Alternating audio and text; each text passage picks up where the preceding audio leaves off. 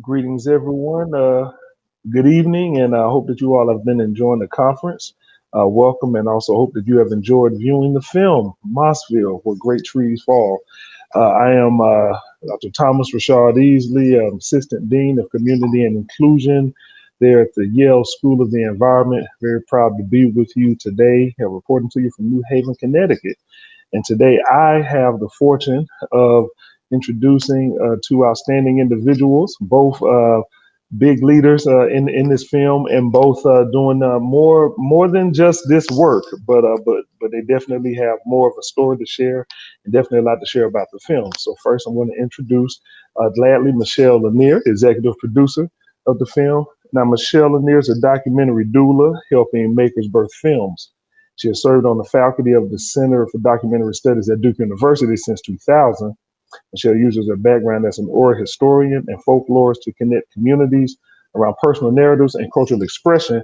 Now, growing up in a family that includes veterans of 5 American wars has inspired her current work in training students to collect veteran narratives through a service learning course. In 2008, Michelle successfully advocated for legislation creating North Carolina's African American Heritage Commission, and as a seasoned public humanities and museum professional in 2018, Michelle was named as the first African American director of all of North Carolina's 25 state-owned historic sites. Michelle Lanier, everyone. And then second and not least is Catherine Ryerson, producer of this film. Now, Catherine Ryerson is an award-winning filmmaker based in New Orleans, Louisiana, working namely as a creative producer of documentary film. Her work is journalistic and observational, examining the relationships between identity, sense of place, and public policy. She recently produced Mossville, when Great Trees Fall, and is currently story producing Dr. Dara Kell's 40 Days, which will, I think, also be released in 2020, a feature-length Ford Foundation documentary about poverty and the people fighting to end it.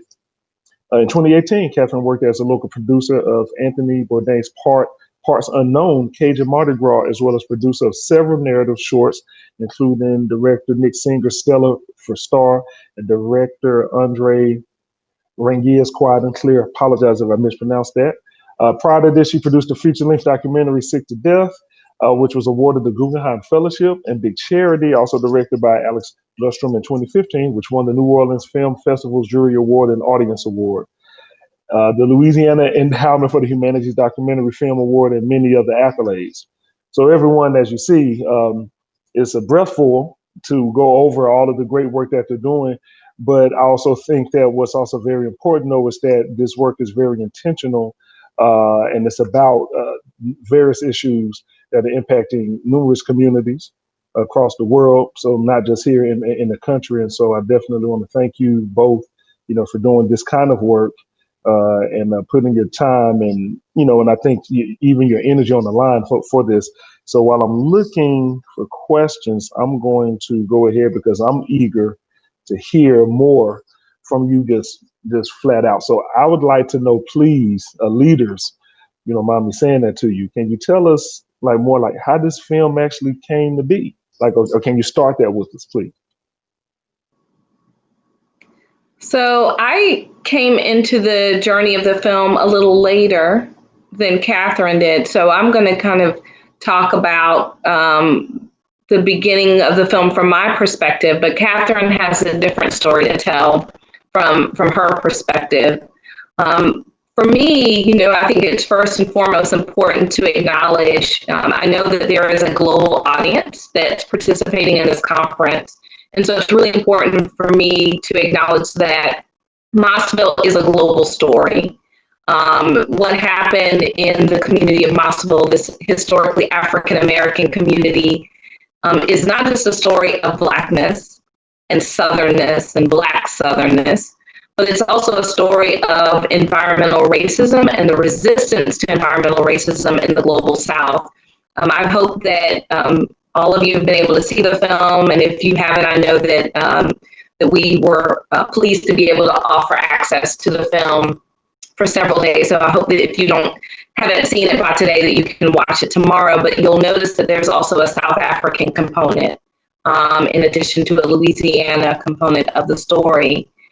So when I say that it's important to acknowledge that is because the genesis of the film, for me, doesn't just begin with the moment that our director, Alex Glustrom, finds out about the town of Mossville. It begins before that with the stories of people, particularly of African descent, who have been fighting for their lives and for the lives of their communities for generations, resisting unchecked greed, industrial behaviors that treat particularly certain marginalized people as disposable. So the story begins before the story. So I'll end there, and I think I'd love to open up for Catherine to talk about how the film actually begins.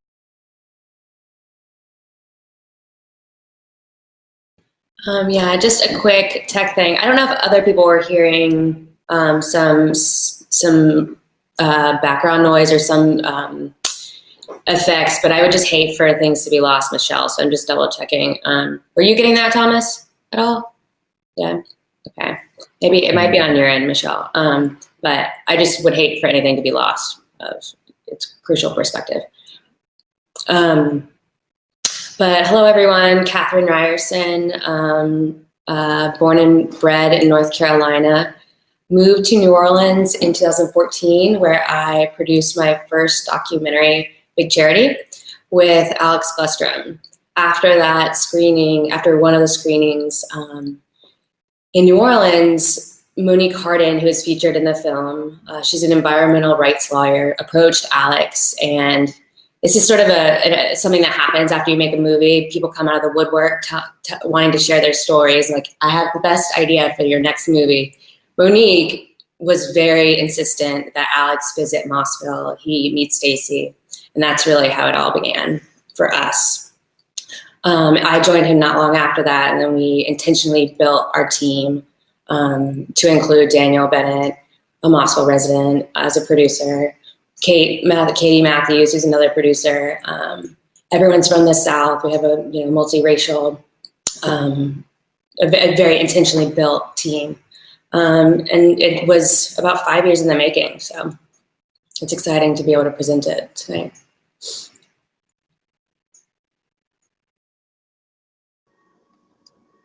I'm still looking and waiting on questions. I'd like to ask a question though about, I know that there's a lot to talk about the film. I definitely want to ask about Stacy, but I'm also curious though, there was a lot that was said, and you said how you put the team together. Can you just share a little bit more, even insight on, what do you mean about how we put the team together? I'm happy to talk about that. I did see a little sign that said my internet's unstable, which we have worked very hard on in this household to try to have stable internet. Can you all hear me okay? Mm-hmm. Okay. Hopefully it'll continue to participate and cooperate. So I think right now, particularly in the wake of the brutal murders, the racially motivated murders of Ahmaud Arbery, George Floyd, Breonna Taylor. When we say these names, it's important for us to think about how it's changed everything for us, the awareness of racial violence. And in the documentary world, what we've been talking about a lot is the importance of representation. There is this tradition of documentarians, particularly coming out of anthropology, as this very colonial, let's go and discover a people, let's capture culture on film, and let's create and exploit vulnerabilities for financial gain, professional gain, voyeurism. And so in terms of racial justice and, really thinking critically about how to mitigate white supremacist traditions in this field of documentary. Even back in 2013, when I met Catherine Ryerson and Alex Glustrom, when they were working on Big Charity, these were conversations that we were having then about representation. And increasingly with time, these these issues have grown louder and louder across almost every industry. I think as a team, what we're hoping is that people will understand that it's not a fad. Equity is not a fad. Equity is not, something that's just a conversation for a moment, but it is really a lifelong commitment. We need to really move from here and continue to grow always. And so putting together our team was very much a conversation around race, region, perspective, and not just race, but intimate knowledge. So it would have, been very easy for me to come on board as executive director as a Black Southerner from, the Carolinas. And then we later brought on an African-American woman, impact producer, Lentoria Newton, who has deep roots in the South and was raised in Atlanta. We could have easily said, okay, we're good. We've checked our boxes in terms of having racial representation from Black community. But we felt that it was really important to have someone from the community of Mossville who had lived through these distinctive experiences and who had an interest in film and who had curiosity and even skill sets around making images. And we were really blessed to bring on Daniel Bennett, who is a multi-generational, Mossville, resident, who also is a photographer, has his own studio, watched for many years as journalists and documentarians that come into his community and his household, attempting to tell stories about Mossville that he didn't necessarily feel connected to. And so we felt very honored and humbled that Daniel felt, working with our director, Alex Glustrom, a sense of trust and connection. And he continues to be, he held cameras as a part of making the work. He was a part of the editorial process, a part of the rollout of the film, and continues to be a part of voicing the film, messaging the film as we are trying to, make a difference in the world around environmental racism. And that's just part of our team. We have a lot of women on our team. Okay. Katie Matthews is another woman whose name I need to call out, who's a producer. All right. So now, question. So we did this film. Obviously, it's it's a tough, tough watch. I know I've seen it numerous times. Tough. Because of the content. It was beautifully done. And I know that you all have won a lot of different awards, so congrats to you all for that. And I know that it's still moving. My question is, I know that there was so much intentionality, not just with the team, but within how the film came together. So can you, talk to us some about like the focus of what the film is working to address, which it is beautifully addressing. So it's not that it's a question of it, but, just can you talk about, more of that, like what this film is addressing and the message that we are getting across right now to everybody who has seen it?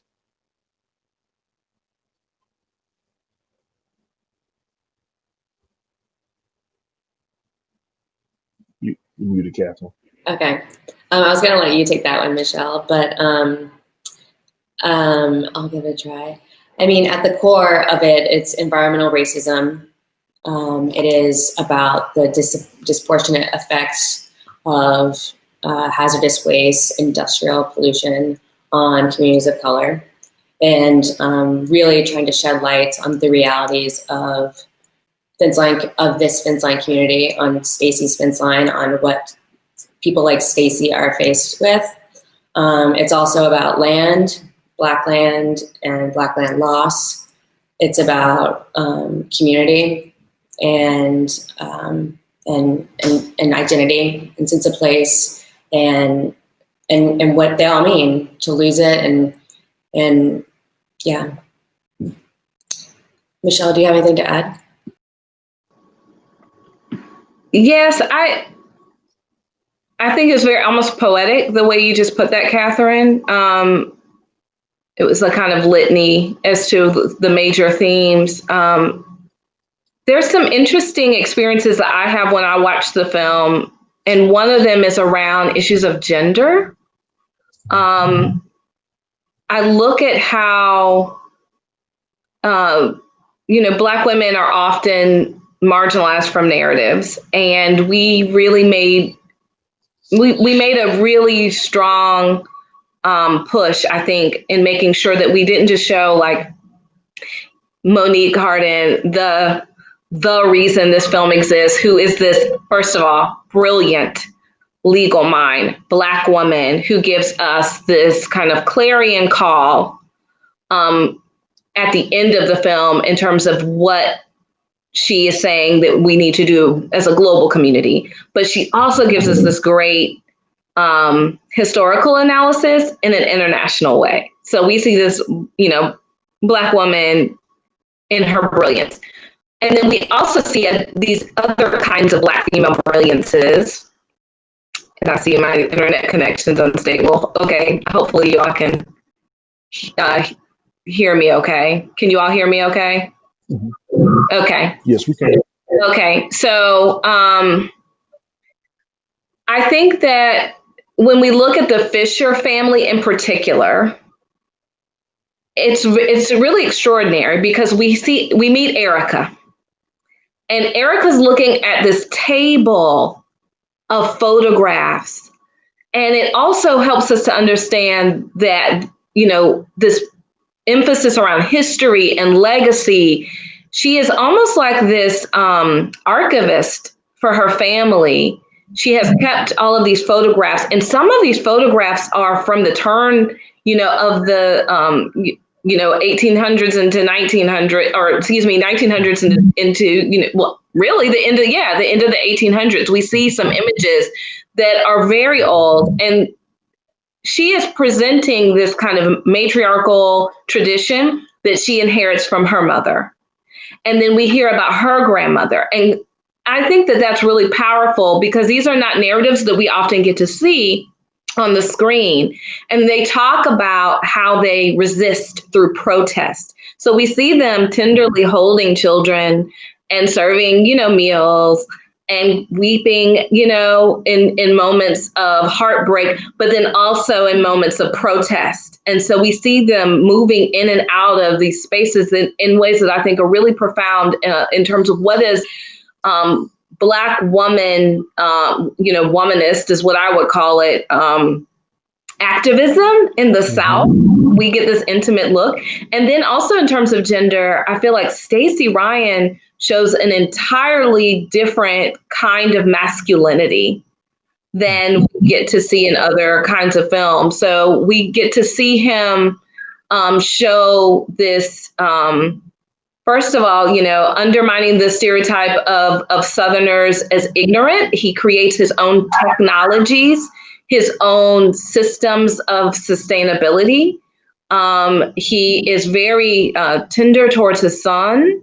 He has this fierce commitment to remembering his family and fighting for his family. And these are not images that we get to see of Black masculinity, not just Southern masculinity, but Black masculinity across the globe. And so I think that these are really important messages that come through. So when we talk about environmental issues, I love that this film allows us to see it in such an intimate way. We can think about, how does this impact gender? How does this impact race? How does this impact home, family? Catherine and I have spent time around the Fisher women. I have this memory of being in a women's bathroom in New Orleans with Catherine and with Katie, Matthews, and I think Latoria might have been there. And we were all helping, to support the Fisher women and the children getting ready for this particular showing of the film. It was the Louisiana premiere. And they're magnificent. And we count them as family. And we feel, I think, a sense of commitment to being family with them, particularly since they are now displaced people. Okay.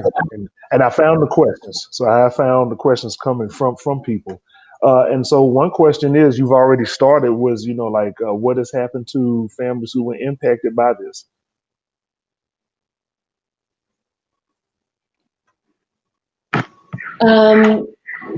So just broadly, there's been a series of buyouts in Mossville, mostly related to spills, chemical spills, and as part of class action lawsuits, homes are bought out.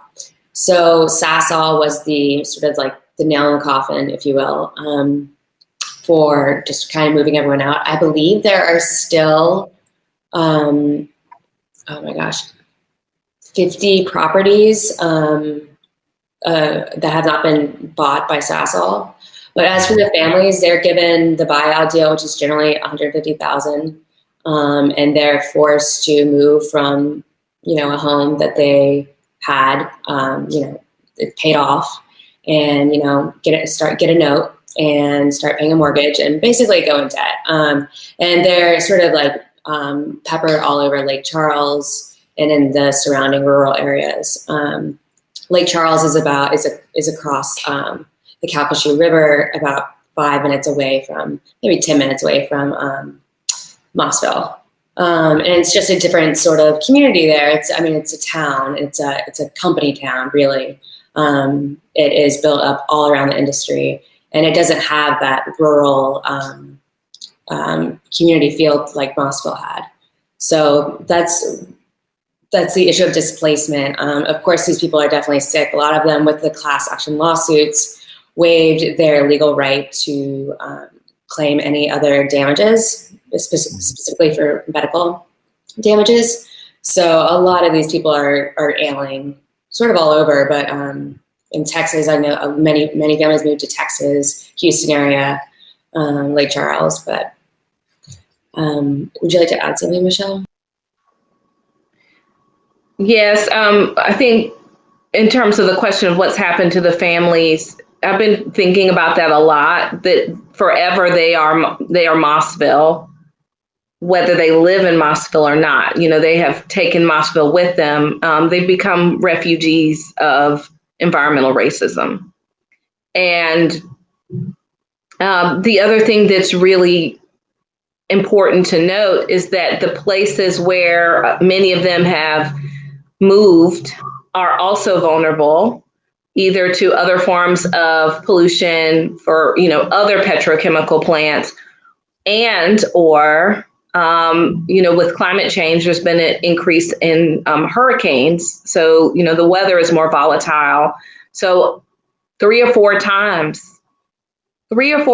just in the past few months, we've been messaging with our friends from Mossville to see if they're okay. And Hurricane Laura in particular hit them extremely hard, the displaced people of Mossville.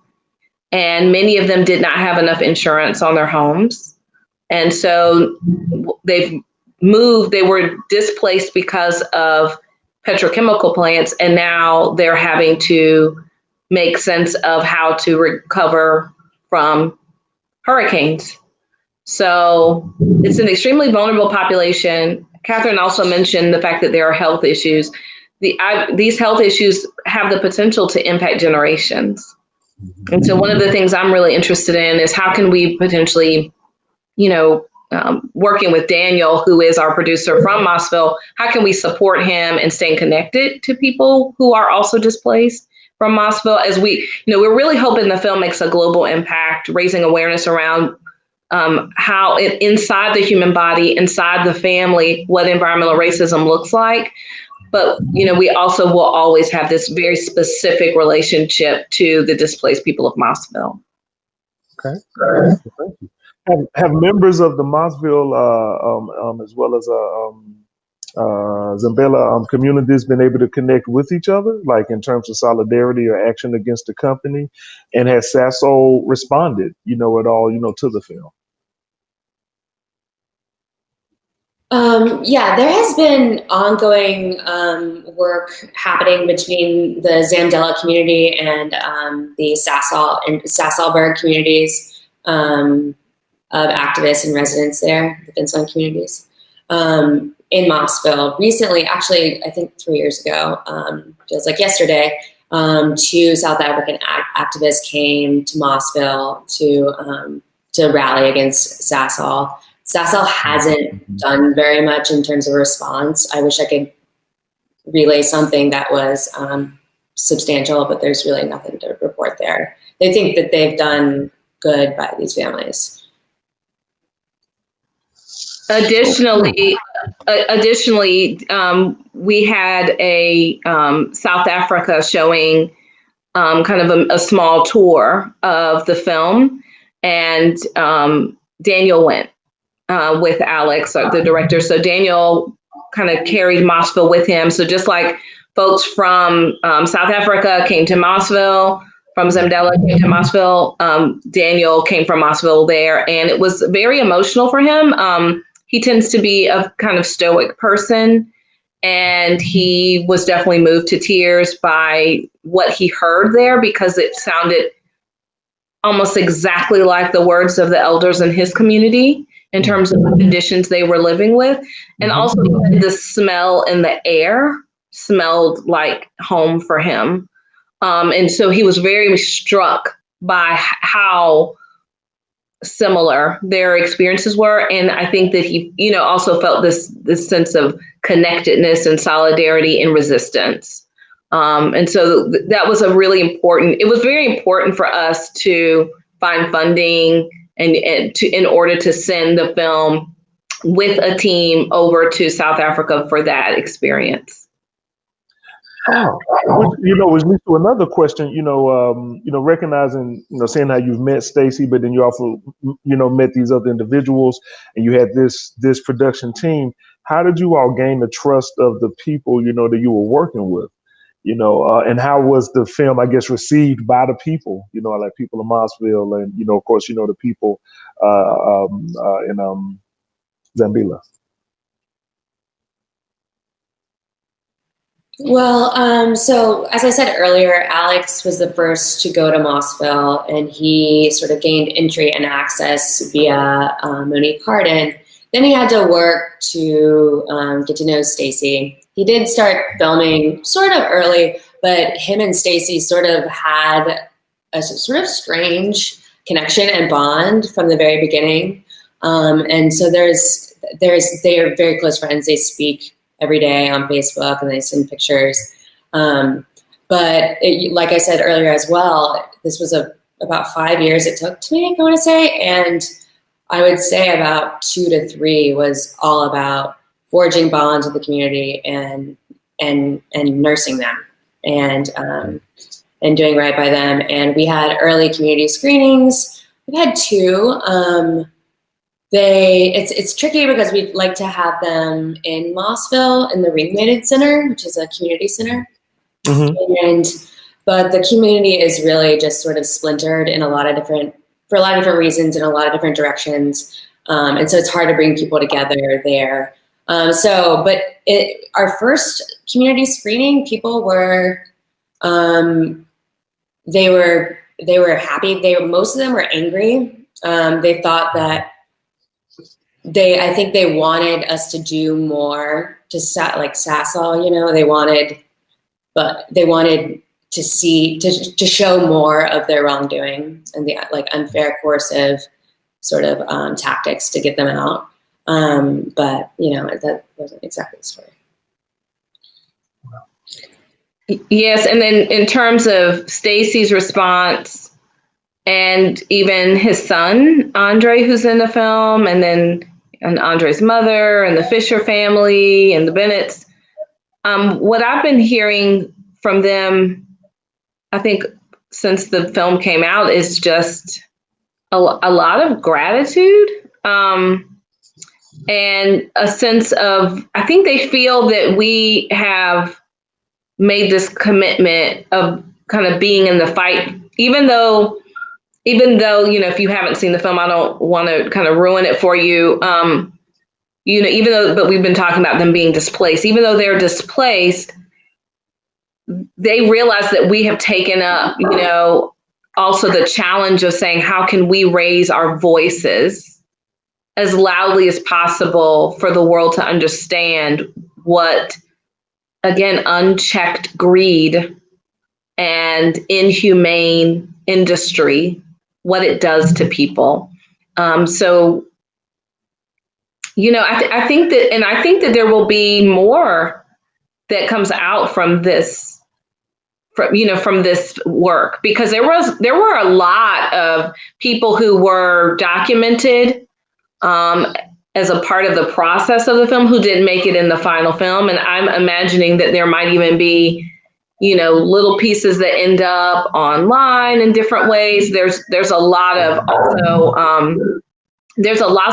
also footage that Alex Glustrom wants to make open source. So he has a lot of footage of industrial waste that he wants to make available for think tanks and scholars and other filmmakers and nonprofit organizations, because a lot of what people say is, where's the evidence? Where's the evidence? And so he wants to make that available for even other makers and journalists to use. Stacy wanted his son to see the film also as a way to connect with his parents, because his son had never seen that videotape that, that for those of you who've seen it, there's a moment where Stacy is, reflecting on his parents in particular. And through our film, his son is introduced to his ancestral grandparents, on his paternal grandparents. And so there's many ways that the film, I think, has been used as kind of a sacred touchstone and even a kind of living archive for them. But I definitely feel like, Catherine's right, with the first showing, there was pushback. What I love about the way our team, worked is that we were responsive. You can't do every single thing, but there were ways that we amplified certain things. There were ways that we, I think, also infused the life and the joy and the beauty of Mossville, through their own personal collections of home movies and photographs. So it feels like it's been a very community responsive creation process as well as an impact process. So. Okay. All right. Now I'm going to read a question. You've already answered part of it, and thank you for all of the answers up to this point. But I just want to read it, just because of the way that it was written. Thank you for an extremely powerful and brilliant movie. And like I said, you answered this part. Has legal action been taken against the company in South Africa and the U.S.? But here's the second part. Which media outlets have reported, and in which ways, regarding their scandalous behavior? And I'm assuming that this is about the company, Sasso. So what's really interesting is, I think that, the conventional news media wasn't really coming for them in a kind of like, let's do an expose at first. I think it was kind of like, oh, look at this economic development opportunity. We even show some footage of that early coverage, like, oh, look at all this money that's going to be poured into the region. And in terms of the legalities, this was all legal. So this shows you how policy, government, and corporations, how they can work together and they can create scenarios that are extremely unhealthy, but somehow legal. And so that, I think, raises a flag for us to think very critically about how we hold our elected officials accountable and who we elect to be in charge of these decisions. I mean, clearly a very important moment for us in the United States right now in terms of thinking about these things. But Catherine, isn't it the case that there increasingly has been some negative news coverage, even like maybe in the past year, about Cecil? I wouldn't say outright negative. If anything that might seem negative would be coming from like a New Orleans-based The Times-Picayune. I feel like I've read a few critical pieces before then, and there's been many generations. There's been cycles of activism and spills and issues. So there has been reporting on what's happening in Mossville for years. CNN did something in the early 2000s. You can find things written about Mossville in The Guardian and in The Intercept. The Intercept did a really great piece. I urge anyone to read that. I believe it's how a chemical company killed a small Louisiana town. And a lot of the Times-Picayune and the local networks in and around Lake Charles were covering it, but not really negative. It's not really negative or critical coverage. So. And there are over a dozen petrochemical plants, around. There's like 14, 15 plants. And so it's not just Sassel. So this was a particular moment. Sassel was a particular moment where Stacy's life was being, intimately impacted by Sassel, but the entire community was already surrounded by petrochemical plants. And that's what typically happens. One moves in and it's as if the red carpet is rolled out for the others. So you've said, oh, this place is okay. Once one plant moves in, the others will soon follow. It has been the pattern. See, but I see that this film definitely brings this out. While it also brings it out, I think it also shows that the way things are reported on isn't always told that way. So that kind of leads me to this question that just came in. What do you think is lacking in media coverage of communities facing environmental racism? And then, matter of fact, you all as leaders too, what advice would you have for journalists or storytellers covering stories of environmental injustice and racism? Well, we are in North Carolina, just coming out of one of the anniversaries of the Wilmington 1898 massacre. And if you don't know about this massacre, it was also a coup that happened again in 1898 in Wilmington, North Carolina. I highly encourage you to look into it. But one of the things that you can look at in terms of that situation is how the media was complicit in basically fomenting a racial violence moment, and they were a part of the system that created this whole paradigm. And so, in some ways, I do think that some media outlets, by positively, saying, "Oh, this is so great for this community," in a way, they are complicit in a kind of genocide. And I think we have to call them out on it. And my advice to journalists is, it's okay to lean in and do a deep dive in terms of looking at someone's story. We've gotten a little critique as, oh, why didn't you give Sassel a chance to speak up for themselves? Well, they were asked, they declined. They tried to kind of wear our team down by saying, oh, sure, we'll give you, information, using their PR person. But of course, it did not serve them to be transparent. It did not serve them to share their strategies. Because of course, in these corporate situations, the only thing they're interested in is kind of covering up anything that would potentially put them in bad light. And so I would say that it is completely not only okay, but advisable to ask a multitude of people who are being impacted by industry, what are your experiences? And to have that be a piece, and not feel that you have to then also hear from the industry side, because it can be a standalone piece just to say, well, let's hear from a multitude of people who are impacted.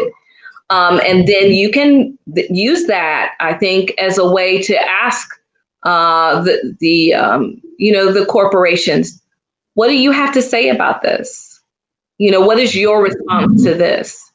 I think sometimes balance is not always effective, because there is not a balanced dynamic between industry and a small Black unincorporated town. There already is an imbalance, and so these are things I think journalists can think about. Okay. And Catherine, did you want to say anything?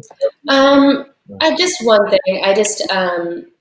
some later reporting. I think in the beginning, it took a while to read those, the reporting on the disproportionate health impacts of COVID-19 on communities of color. And then later still, there was correlations being drawn between fence line communities and people struggling against COVID-19. And I think exploring those intersections more around environmental racism, climate and health, maybe it's something, climate and incarceration. I think thinking about the intersection of these different issues is something that's important and we need to unpack. And I think there's a lot of fodder there for reporting. Right. When we say Black Lives Matter, when people are calling out the last words of George Floyd and too many others, I can't breathe. And then you recognize that there are whole, industries that with their actions are saying Black lives do not matter and are creating conditions where Black people are saying, I can't breathe. Catherine's exactly right. Those intersections need to be explored. There's a connection between the story of George Floyd and the story of children born in Mossville who immediately had to use nebulizers and inhalers just to be able to inhale and exhale. And so those connections do need to be explored. I couldn't agree more with Catherine. Yeah. Well, recognizing that, people have been horribly impacted by this and displaced, is there a way to support their transition? And also, is there also, I guess, any way to support any action against the company? Those two questions there. So there are several organizations that we are really honored to call out who have been on the front line of this kind of work for a long time. And one is the Louisiana Bucket Brigade. And they've done extraordinary work. The Louisiana Bucket Brigade. I don't know if someone could put it in the chat, but I would encourage you to support their work. They have been effective and they have been doing this a long time. I also just want to share with you all that when people do support our film, that a portion of proceeds do go back to support some of the family members who have been displaced. It also goes to support the impact work that we're doing, the educational development that we're doing to create curriculum. So when if you or your friends stream our film, whether it's on iTunes or Amazon or in some of these organizations, we don't exactly agree with their values, but this is these are some of the ways that people can access the film. Also, if you are a part of a university, you can access the film through Collective Eye, and all of this is available at our website. These proceeds go back into the work. They don't just go to paying for the staff. They actually go back into the work. Okay. Let's see. I think we kind of got through the questions, but let me just see this. It's one more here. What are ways that we can build institutional protections for communities that have been impacted and displaced by environmental injustices? So I think more leadership development around teaching people to keep an eye out for zoning meetings, teaching people to understand how to advocate for themselves at zoning meetings, where, in the United States, a zoning meeting will be called to determine whether an industrial, development can take place. But a lot of times those meetings are announced discreetly or through very little signs or in announcements in newspapers. So having kind of a committed community that can keep a close eye out for these meetings and have strategy, training people up from the time that they're very young on how to be involved and why it's critical to be involved. And also helping Black families to hold on to land and learning about some creative strategies like easements, land conservation, how to hold on to land in ways that also supports them economically. those can be some of the tools. But I do think that there needs to be more education at every level, K through 12, as well as college, higher ed, around how to advocate for yourself and your communities and how to be an ally. If you're not a part of a marginalized community, how to be an ally when you see that industry is taking advantage of marginalized people. Thank you. Couldn't agree more. There's Kathleen, nothing I could possibly add to that. I couldn't agree more with everything you said. Yeah.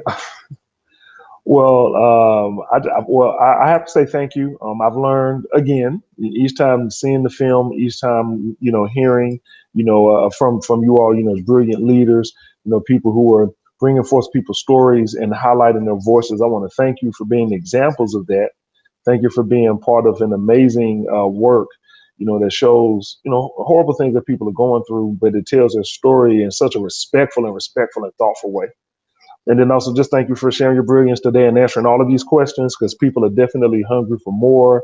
And they definitely, maybe want to reach out and share things, with you or learn more from you. So I want to say for the Yale School of the Environment community, thank you.